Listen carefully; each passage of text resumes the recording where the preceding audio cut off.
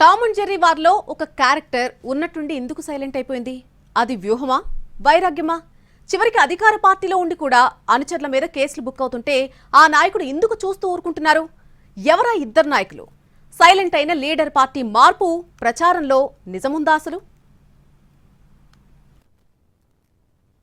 కామారెడ్డి జిల్లా బాన్సువాడలో ఎమ్మెల్యే పోచారం శ్రీనివాసరెడ్డి, మాజీ ఎమ్మెల్యే ఏనుగు రవీందర్ రెడ్డి మధ్య ఆధిపత్య పోరు ఓ రేంజ్ లో నడుస్తోంది.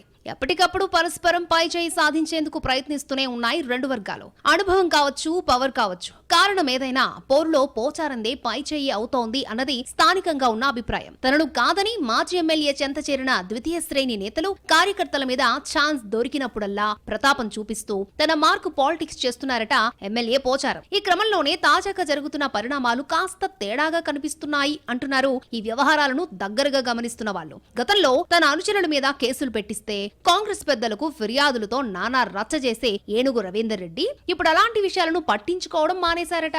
నాకెందుకులే అన్నట్టు ఉదాసీనంగా వ్యవహరించడం వెనుక రీజన్ ఏమై ఉంటుంది? ఈ ఆకస్మిక మార్పునకు కారణం ఏంటి అన్న చర్చ జరుగుతోంది నియోజకవర్గంలో. హస్తం పార్టీ సీనియర్ నేత, ఆగ్రో ఇండస్ట్రీ చైర్మన్ కాసుల బాలరాజుకు గతంలోనే స్నేహహస్తం అందించారు పోచారం. గతంలో ఉప్పు నిప్పులా ఉండే వాళ్ళిద్దరూ ఒకటై ఏనుగును ఒంటరిని చేసినప్పుడు కూడా తగ్గలేదని, తనకున్న బలం బలగంతో సై అంటే సై అంటూ ఢీకొట్టారని గుర్తు చేసుకుంటున్నారు స్థానికంగా. అలాంటి నాయకుడు ఉన్నట్టుండి కొద్ది రోజులుగా ఎందుకు మౌనం పాటిస్తున్నారు అన్నది క్వశ్చన్ మార్కుగా ఉందన్నది లోకల్ టాక్. తాను కామ్ అవడమే కాదు, సైలెంట్ గా ఉండమని అనుచరులకు సైతం సూచిస్తున్నారట ఏనుగు. వాళ్ల మీద కేసులు పెట్టిస్తున్నా, పార్టీ నుంచి బహిష్కరిస్తున్నా చూస్తూ ఉండిపోవడం ఏంటో అర్థం కాక తలలు బాదుకుంటున్నట్టు తెలుస్తోంది. మాజీ ఎమ్మెల్యే ముఖ్య అనుచరులు మాత్రం దీన్ని తుఫానుకు ముందు ప్రశాంతత అని చెబుతున్నారట.